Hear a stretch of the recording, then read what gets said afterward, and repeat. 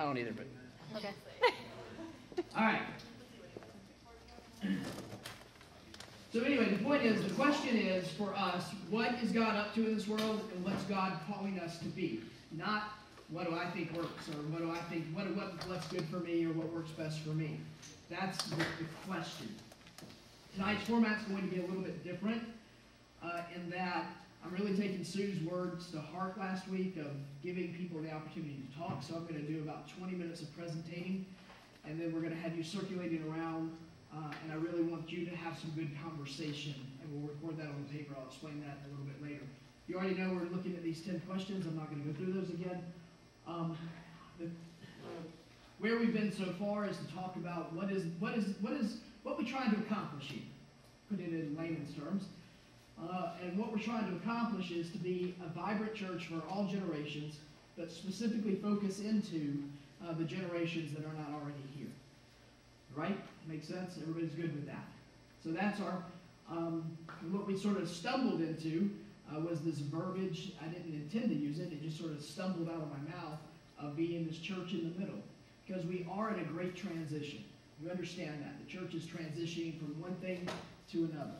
And we're right now in the middle of what scholars say is about a 100-year transition. We're in the middle of it. That was the purpose of the philosophical conversation, to get us to understand historically where we are in the midst of what's happening in culture and in the life of the church. We've been here before. We've done this 100-year transition before. And every time it's happened, the church comes out stronger on the other side. That's the good news. The bad news is that churches in the middle of it have a lot of disharmony, have a lot of infighting, have a lot of, this culture wants this and that culture wants that, and they don't get along. That's just historically what has happened. What we're trying to do is not be that. What we're trying to be is the church that says, you know what? Transition's happening. Change is among us. That's happening. We get that. We may not all be happy about it, but it's going to happen one way or the other. Right? Right.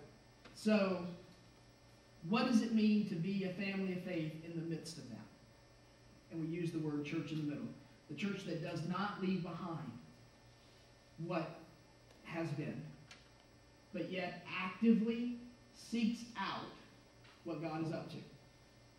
Is a part of it. We want to be with God, what God's doing in this cultural change. So that's the dream. That's what we're trying to accomplish. Uh-oh. Thank you, Apple. But not right now. Does anybody have any questions about that? Agree in concept with that? Do not agree in concept with that. Anybody? I have a question about, when you say church, you mean all different, what do you call it? Denominations, thank you. You don't just mean Presbyterian. You mean all churches, or? I use the word interchangeably, so it's probably often hard to figure out when I'm using it in what world. Historically, when I say historically, I mean the church all over. This is happening in the Methodist Church, the Episcopal Church, the Catholic Church, the Baptist Church. This convergence, emergence is actually the technical term for it, is happening across the board. But if you question if I'm using Presbyterian Church or Universal Church, ask me and say, which one are you talking about right now? In that language, I'm going all.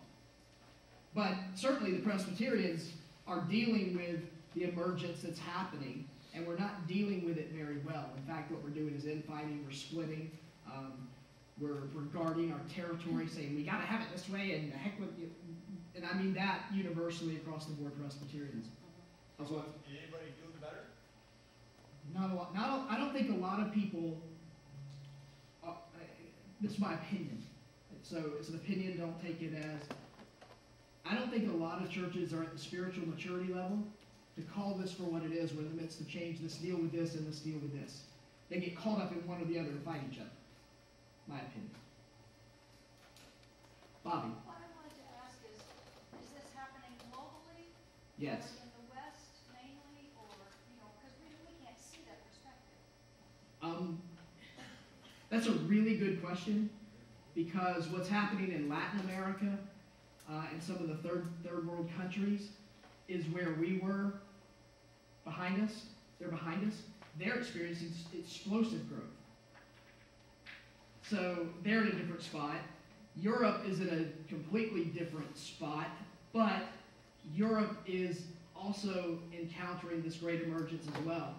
Europe is starting to wake up spiritually. They died to a place where I was in a church in Oxford, and the guy was like, so happy, we have 5 services a day, even if nobody's here. I'm like, you go, boy, why? What's it like? But Europe is waking up. England is waking up. And you know, we're doing some cool stuff too. I saw Stephen, Ray, and Marty. Is it, when you refer to the church, are you referring to denominational only? Because part of the church now is the last 20 years, the growth of what we label non-denominational churches, which from the outside looking, or from the outside looking in, it appears that those churches are thriving when denominational churches are falling apart. Actually, what you mean is from the inside looking out to them. That's the one I'm saying. Exactly what you mean. Whichever direction it is. Not all, but many of what has become the non-denominationals are actually what's leading the great emergence. They're on the cutting edge. They're by far on this side. And what they have done is left this side behind and said, you guys are irrelevant now. So they're really in no better place than we are.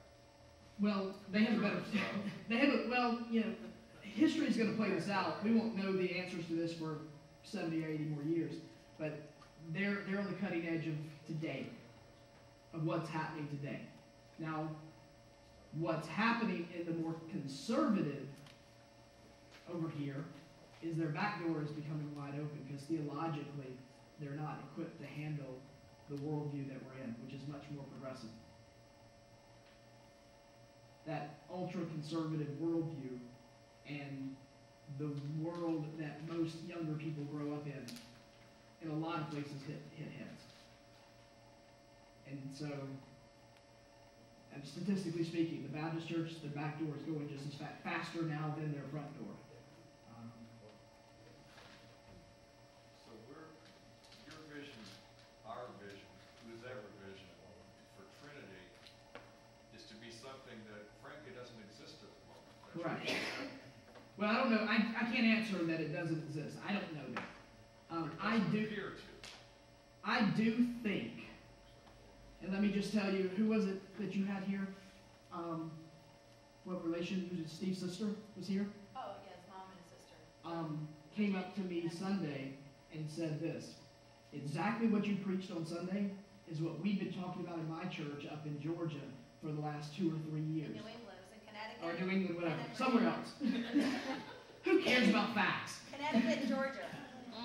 Somewhere else, not here.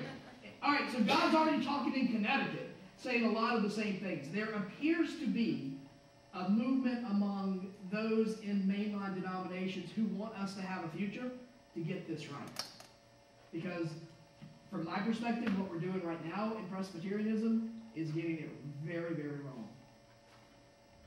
All we want to do is fight over this mess, and that's ridiculous. We're family. We don't fight. The purpose of theology is not to divide up on who's right and who's wrong. The purpose of theology, I mean, think about this. Theology is the study of God.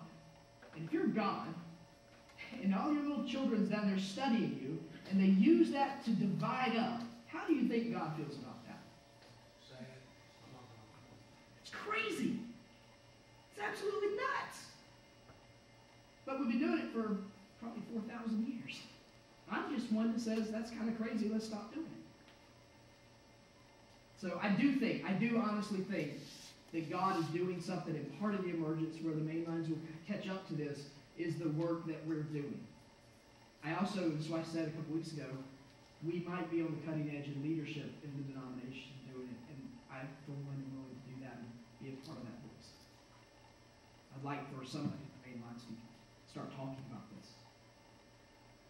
All right, Marty. So did you get the second question? I don't know, Ray, who was Ray's? Your best estimate on the gestation period for what we're trying to You know what? I can't answer that till you speak, until you say, we're on board with this or we're not. I'm not sure everybody heard his question. His question was, what's the gestation period, or when's this going to happen?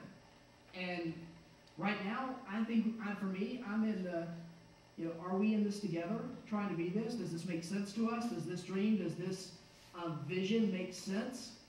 And are you on board with it? And if we get that, then we can talk about timelines and stuff like that. But right now, I just want to get in concept what I feel called to lead here. Already quickly, because we want to. Yes, when you talk about this big change, is this talking just the Christian church, or are you talking some of the other world religions also? That's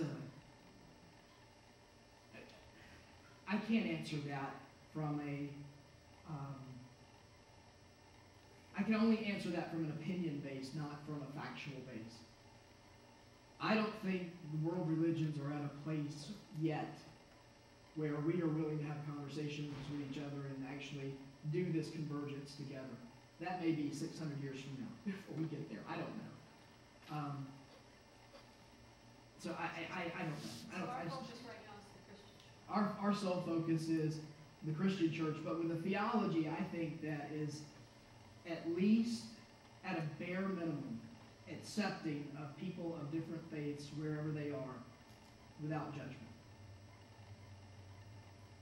If somebody comes in and they're Jewish, they're Jewish. I don't have to save their soul. So I mean that I think is probably the theological jump that Presbyterians are, for the most part, better equipped to make. It's acceptance of other religions, I think, is at best. I certainly support that. You Now, define acceptance. I don't have to change you. You be you. You be authentically you.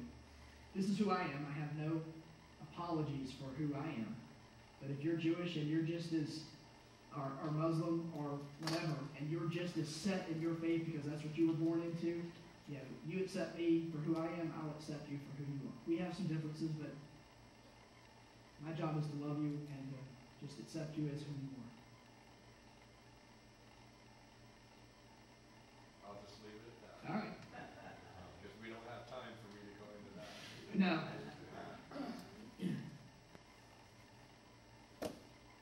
I will tell you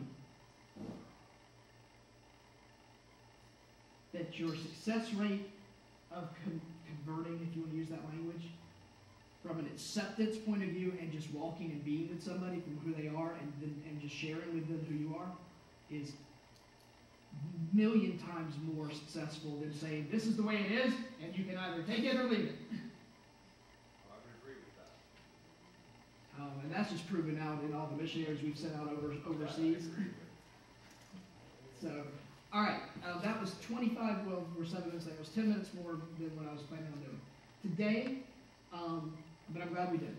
Does our dream compel us to follow it, is the question. And do we have a strategy to reach the dream? We got a little bit ahead of ourselves last week where I got into some strategy. So I want to rehash that, and then I want to give you a lot of time at table to have a lot of conversation so that we can genuinely hear what you're saying. So I'm going to rehash the strategy to the best of my ability. It's bigger than what I can describe in 5 or so minutes, but let me give it a shot.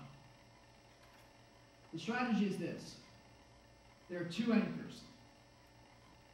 There are 2 things that are the anchor of who we are at Trinity Presbyterian Church. Number 1 is Acts 16:5. So the churches were strengthened in the faith and grew daily in numbers. 2 points I want to make about this verse. 1, it is perfectly okay in the church to talk about numbers. That's it right there. We have to talk about numbers. I've already shared with you 3 weeks ago, that 50% of our budget is made up by 5 people. This plant, as is not sustainable from a group of 200, 250 people. We can't do it. Those are two dangerous things. We have to face reality that our strategy has to be about numbers. That's number one. Number two, this verse correctly ties that if you focus on faith and the development of faith, the numbers shall follow. So that the first anchor for us is how are we developing people in their faith? That makes sense? So spiritual growth is one of our anchors on Honest Things of Your Spirit. We will continue, as part of our strategy, to do the Sunday morning educational events, Wednesday night classes. We will continue to do youth group and children's ministry and vacation Bible school. All of that, still there. We will continue to develop the theology of the spiritual journey, which is the key, by the way, of this transition. This is the missing piece in most people's theology. Most people who are very conservative say my way is the right way. And the liberals are destroying the church. Most people who are liberal and progressive say these people have not developed enough in their educational standpoint and they are holding us back. What is at issue here is where each side is on their theological journey. Who was right?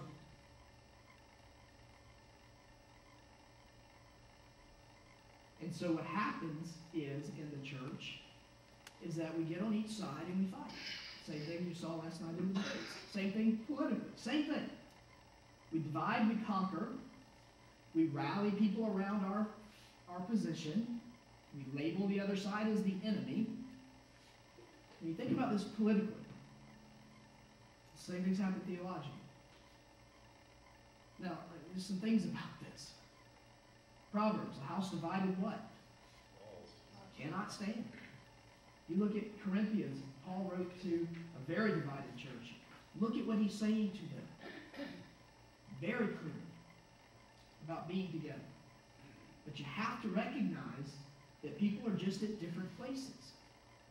Our job, do you remember the passage? I think it's 1 Corinthians 15, I think. It's in 1 Corinthians. Paul says, to the Jew, I became a Jew. To those that follow the law, I became as one that followed the law. To those that have moved past that, to those that don't follow the law, I'm cool with that too. I'll go be one of them. Why? So I can talk to them about Jesus. 1 Corinthians. Translate that. Church's goal. To the conservative, I become the conservative. But I don't leave it there. I tell them why those people over there are good and faithful people just like you are. They're just in a different place. And to the progressive, I'll come over here and I'll talk your language too. And I'll tell them why those people over there are just as good and faithful Christians as you are. And your goal, people, is to put all that mess aside with a commitment to being one family of faith and get your butt out there in the community and make it better. That's the piece that's missing in most churches today. Agree or disagree? I'd just like to change the word of you're in different places to maybe we have different approaches. Yeah, that It works. would be an easier, like we're working toward the same goal, as opposed to saying someone is either behind in their education Yep. or someone is more involved. The- But we the- have different approaches. The problem, yeah, I agree with you. I completely agree with you with the metaphor. It becomes hierarchical. I mean, we're already all here together because Right. we share something, and so. It becomes hierarchical, which is not the intent. You gotta think more circle, but I agree that I agree with that completely. I mean, I know what my spiritual journey has been and where I started and where I am, and so from my perspective, my approach is that development is hierarchical. I don't want to go back to that, but I darn well better be willing to, because I got a whole bunch of people in my church who are right here. And if I just stood there pointing fingers at them and told them how wrong they were, well, you already had that experience here. All right. Third piece. we have got, in our spiritual growth, to get a handle on stewardship. And I do not mean by that how much money you're giving to the church. I mean by this a healthy understanding of a Christian understanding of how to prioritize your life, that your life matches your core values of your faith. That piece is a piece that we have got to work on.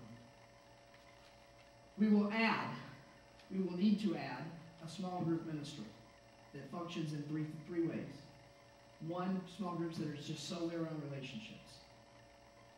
Two, small groups that are around Bible study, book study, an issue, parenting, an issue. And three, small groups that are very mission focused. This will take time, and it will be a challenge.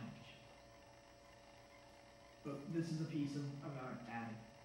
And the last piece of the spiritual growth is training our leaders. And I mean by that, leaders inside the life of the church, and an opportunity to train people who are leadership outside the church. We'll come back to that a little bit later in the conversation.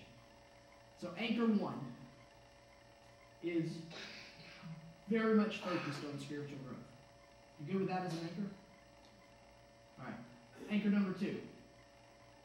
God is spirit, and his worshipers must worship in spirit and in truth. Worship will be our second anchor. To do this, we will continue to have I don't like titling our worship services. Because as you know, none of them are the same from week to week. Right? You know, this week is going to be completely different than what you've ever seen before, probably, at least in a long time.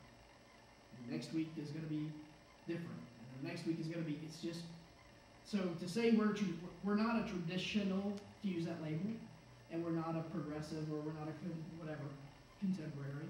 We're worship for Trinity. And we'll continue that with the goals of being creative and engaging, to where what happens there helps you to worship as a congregation. Now that being said, I touched upon this on Sunday. The emergence culture, what is the likelihood that they will ever step foot in there? Slim. Just not going to happen. They might. There's exceptions to every rule. But it's just not likely somebody that hasn't been going, that their parents didn't go to church, and they haven't been going to church, to wake up one Sunday morning and go, I wonder what Trinity Presbyterian Church is doing today. Let's go see. You know, it's just not going to happen. Your generation, most of your generation, churches in Florida have been lucky because churches in Florida are retirement. We're lacking behind the rest of the country. You retire, you move, you find a church. The glory of that is about to be done in a grand scheme of things. We have got to find a place where we can do some entry-level worship that's addressing the emergence culture. Gulf to Bay property, get to that in a bit. But worship will be the anchor. The goal will be to interact this with this. And you're going to see some of that on Sunday, by the way. Now I'll talk about this in a bit. So those are your anchors. Worship, spiritual growth. We good with that? Gosh, my time is flying. We talked about strategy. This was on the Facebook page for those of you who are on Facebook. New York Times study, October 9th. Percentage of Protestant Americans is in steep decline. Protestantism is dying across the board. First time ever. That the statistics are just, we're dying quickly. That's the culture we live in. We have to face that. Again, people aren't just walking and going, hey, I don't see what Presbyterians are doing. Matter of fact, most people today don't even know what a Presbyterian is. So that means we have to have a strategy, and I changed the words from last week to have entry point ministries. I'm going to give you an example, but I want to talk more about the strategy. The strategy is this: to create using our resources, something that adds value to the community, that we don't necessarily have the capabilities to do all by ourselves, and go out and ask people who have no relationship with the church whatsoever at all to come in and help us do it.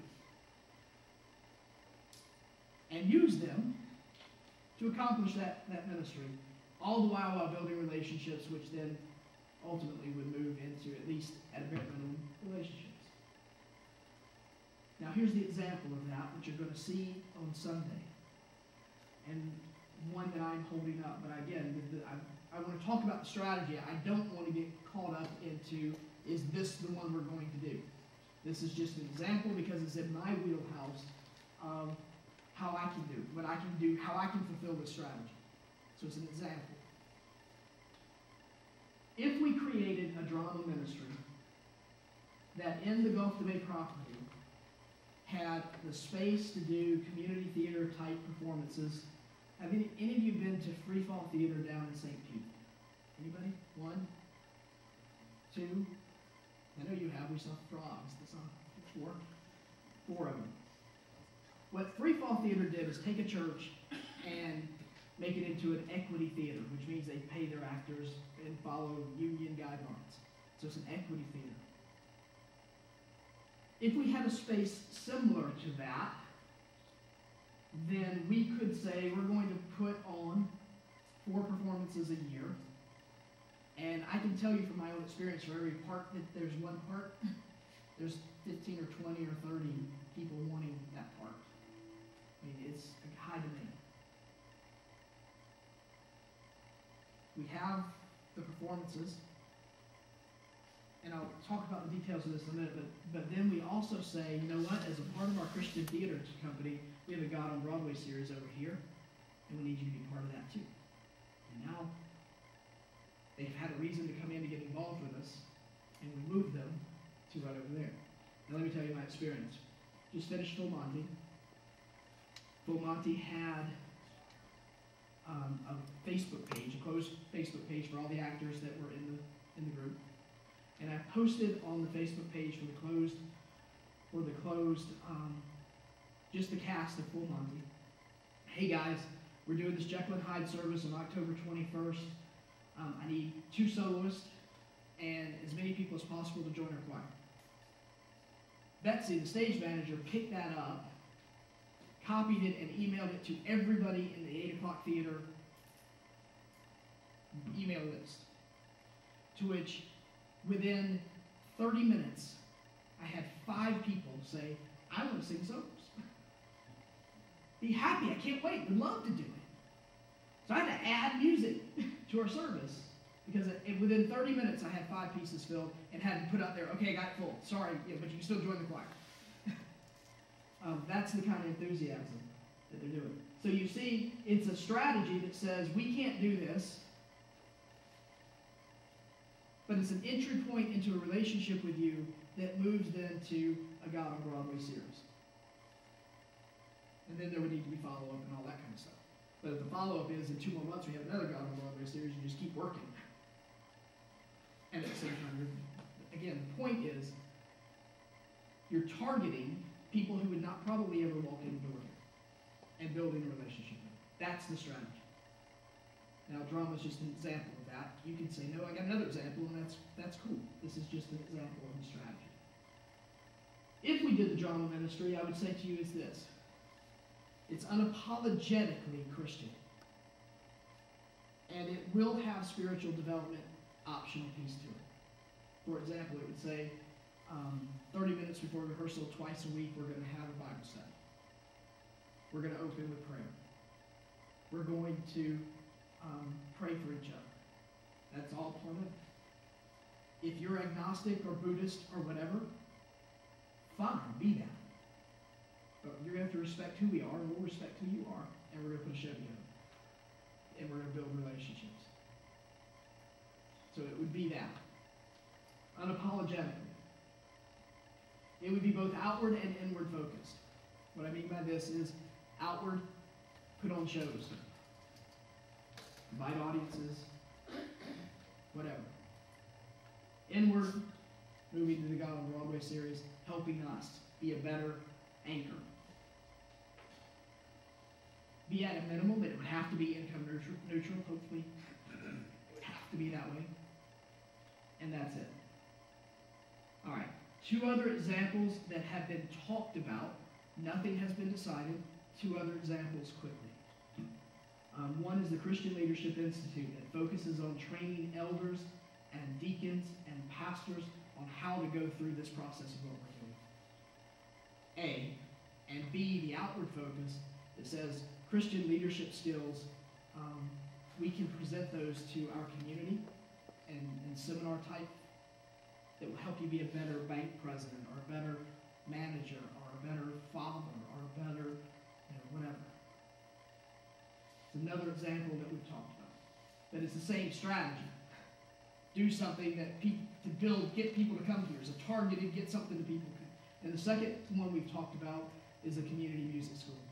Hire teachers, voice teachers, piano teachers, ballroom dance teachers, use our space, and then invite them to play in our worship services as part of that. Same strategy, getting people in the doors that wouldn't normally come here. Make sense? All right, here's what we're going to do for 5 minutes. I want you at your table, somebody be a scribe. The scribe stays at the table. Now I want you to divide your piece of paper on here into 4, and in one corner put the number 1. And for 5 minutes, I want you to talk about what do you like about the strategy. Now I'm not talking about drama. I'm talking about the strategy of doing something that we get people here to build relationships with, to move them into the inward focus of the church. What do you like about that? Go.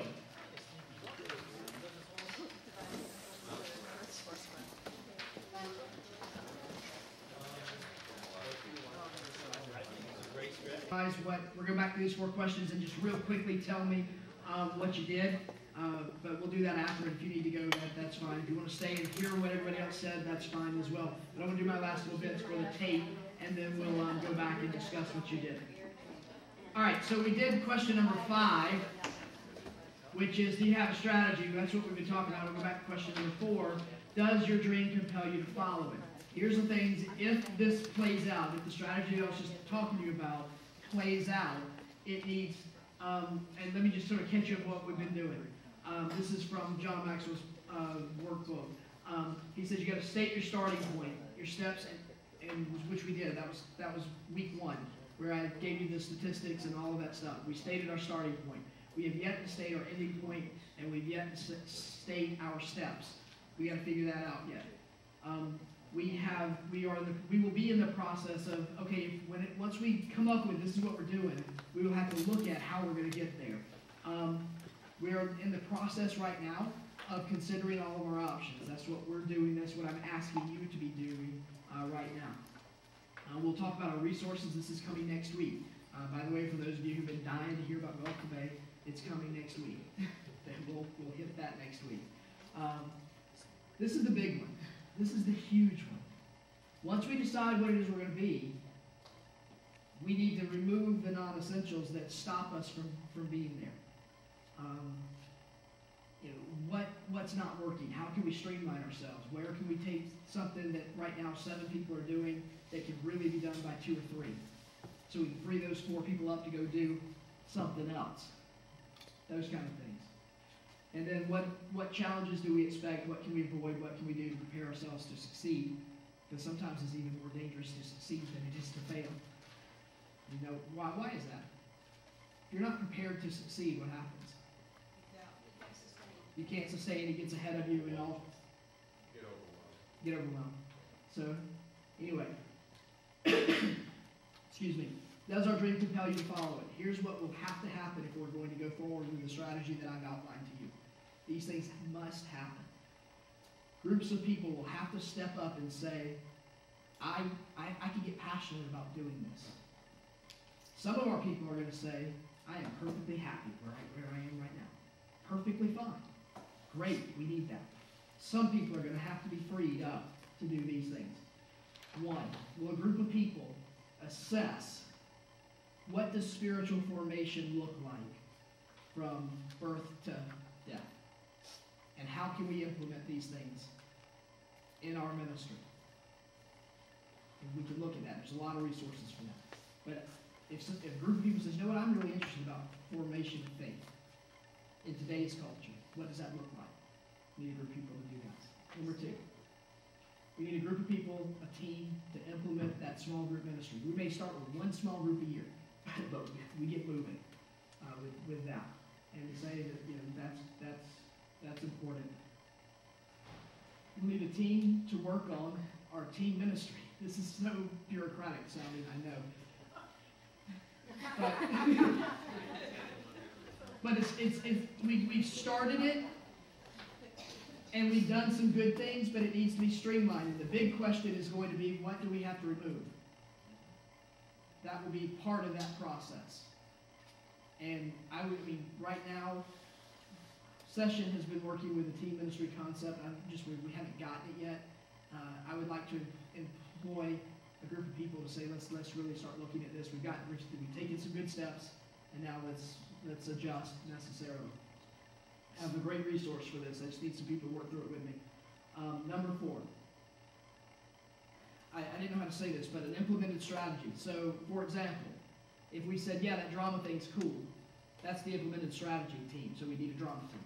If we said, one of your ideas for the strategy is what we're going to do, we need that team. I didn't know how to put that up there. Does that make sense? So it's whatever you decide is to be the tool of the strategy. If you say the Christian Leadership Institute, that's what we're going to do. We need an institute. We have a music school, or whatever. So we're going to need a team to say, you know what? I can get really excited about drama ministry. And we have a group that'll take that and go. And number 5, to decide what we're going to do with the Gulf Bay property. Those are the 5 things that have to happen if we're going to go forward with this strategy. The question is, does our dream compel us to follow it? If these 5 things, if we don't have people step up for these 5 things, the answer to that question is no. That make sense? Do you want to add anything to that list? That's my list. Thanks. I want to continue to ask you to pray for us every day and keep coming to these things on Wednesday, because I feel like I wish we had 100 people here, because this is the most important thing we're doing. But next week, have we included the right people we need to? That's a good question. I've done the best I can. I mean, I've said to our congregation, this is important. And 2, are we willing to pay the price? And under that concept, we're going to talk about the specifics of the Gulf Bay property beginning next week. Okay? All right, stop the tape.